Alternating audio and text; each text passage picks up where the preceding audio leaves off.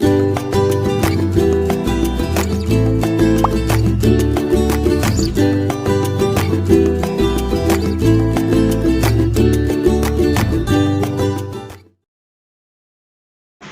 pagi anak-anak. Nah, hari ini adalah hari terakhir kita untuk devosi dalam rangka kita memperingati Paskah di SLH Sangihe.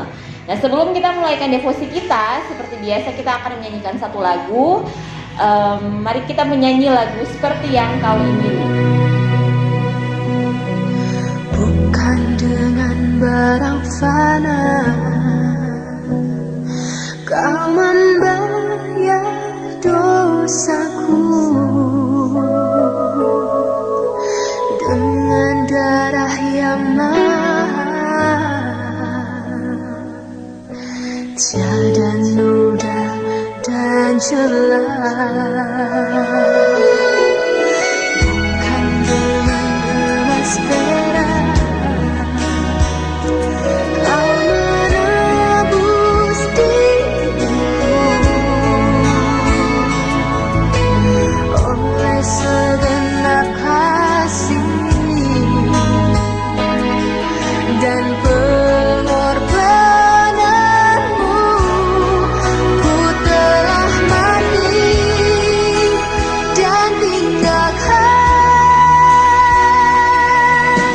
cara hidupku yang lama.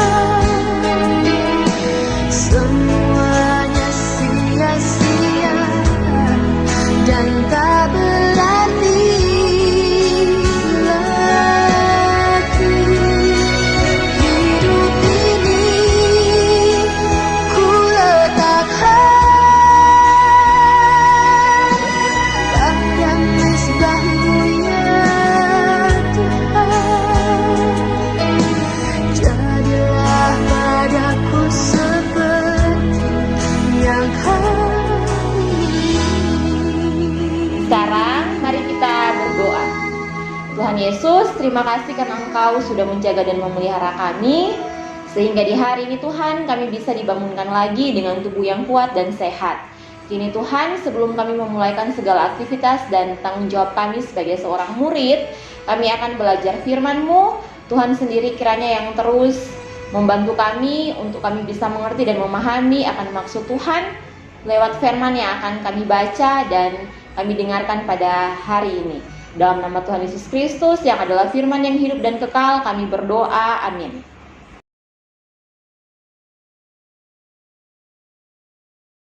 Oke anak-anak, hari ini kita akan belajar sebagian dari firman Tuhan yang terambil dari Matius pasal 26, ayatnya yang ke-26 sampai 35.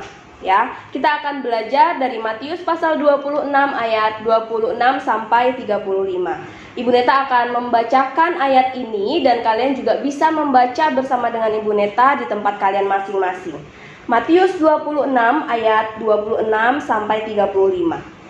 Dan ketika mereka sedang makan, Yesus mengambil roti, mengucap berkat, memecah-mecahkannya, lalu memberikannya kepada murid-muridnya dan berkata, "Ambillah, makanlah, inilah tubuhku." Sesudah itu ia mengambil cawan, mengucap syukur, lalu memberikannya kepada mereka dan berkata, "Minumlah kamu semua dari cawan ini, sebab inilah darahku, darah perjanjian yang ditumpahkan bagi banyak orang untuk pengampunan dosa. Akan tetapi aku berkata kepadamu, mulai dari sekarang aku tidak akan minum lagi hasil pokok anggur ini sampai pada hari aku meminumnya, yaitu yang baru bersama-sama dengan kamu dalam kerajaan Bapakku." Sesudah menyanyikan nyanyian pujian, pergilah Yesus dan murid-muridnya ke Bukit Zaitun.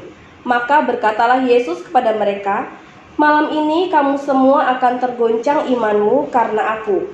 Sebab ada tertulis, aku akan membunuh gembala dan kawanan domba itu akan tercerai-berai. Akan tetapi sesudah aku bangkit, aku akan mendahului kamu ke Galilea." Petrus menjawabnya, "Biarpun mereka semua tergoncang imannya karena engkau, aku sekali-kali tidak." Yesus berkata kepadanya, Aku berkata kepadamu, sesungguhnya malam ini sebelum ayam berkokok, engkau telah menyangkal aku 3 kali. Kata Petrus kepadanya, sekalipun aku harus mati bersama-sama engkau, aku tak akan menyangkal engkau. Semua murid yang lain pun berkata demikian juga. Nah, sedemikian jauh pembacaan firman Tuhan kita di pagi hari ini, anak-anak. Hari ini kita akan belajar mengenai perjamuan malam Petrus akan menyangkal Yesus. Nah, dari ayat firman Tuhan yang sudah kita baca tadi, kita pasti sudah sering dengar ya. Menjelang Paskah pasti menceritakan tentang malam perjamuan. Nah, perayaan Paskah seperti perayaan Paskah biasanya, Yesus juga melakukan sebuah perjamuan ya bersama dengan murid-muridnya. Tapi ada hal yang membedakan di perjamuan malam itu ya. Terlihat dari ayat yang ke-26 sampai 28. Ketika Yesus memecah-mecahkan roti, Yesus berkata, "Inilah tubuhku." Nah, pasti ketika itu murid Yesus yang sedang melakukan perjamuan juga merasa kebingungan. Maksudnya apa? Ini kan roti gitu ya, tapi Tuhan bilang ini tubuhnya. Kemudian ketika Yesus mengambil cawan, dia juga mengatakan ini adalah darahku gitu ya. Pasti ketika kita mungkin berada di sana ya, maksudnya apa sih Tuhan? Ini tubuhku, ini darahku gitu. Tapi Yesus kembali melanjutkan lagi. Ya, kita lihat di ayat yang ke-28. Yesus mengatakan bahwa sebab inilah darahku, darah perjanjian yang ditumpahkan bagi banyak orang untuk pengampunan dosa. Nah, di ayat 28 inilah peringatan Yesus yang pertama kepada murid-muridnya. Yesus sudah memberikan penjelasan ya yang begitu jelas. Yesus memberikan penjelasan bahwa ketika dia bilang ini roti adalah tubuhku, ini anggur adalah darahku, dia menjelaskan ini adalah tanda pertumpahan darahku untuk pengampunan dosa umat manusia gitu. Tapi saat itu murid-murid Yesus tidak peka, tidak mengerti peringatan dari Yesus, padahal sudah jelas-jelas Yesus mengatakannya sendiri. Nah, kemudian untuk ayat yang berikutnya, Yesus memberikan peringatan juga kepada murid-muridnya ya. Di ayatnya yang ke-31, peringatan kedua, Yesus mengatakan kepada mereka, malam ini kamu semua akan tergoncang imanmu karena aku ya. Yesus sudah bilang, kamu loh malam ini imanmu itu akan tergoncang, kamu tidak percaya gitu ya. Tapi murid-muridnya ya sama seperti yang peringatan pertama, mereka tidak peka. Mereka mengabaikan peringatan Yesus.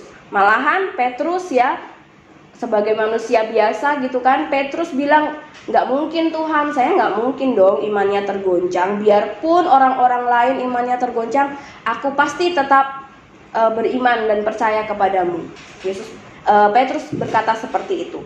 Tapi Yesus kembali lagi menjelaskan kepada Petrus ya, bahwa tidak Petrus gitu ya, tidak Petrus, sebelum ayam berkokok kamu sudah menyangkal aku 3 kali. Nah, kalau kalian tahu anak-anak, ayam berkokok itu pertanda bahwa fajar sudah tiba. Nah, berarti sebelum ayam berkokok, berarti sebelum fajar Petrus sudah menyangkal Tuhan sebanyak 3 kali. Berarti ya beberapa jam setelah Yesus bilang itu Petrus sudah menyangkal 3 kali gitu ya.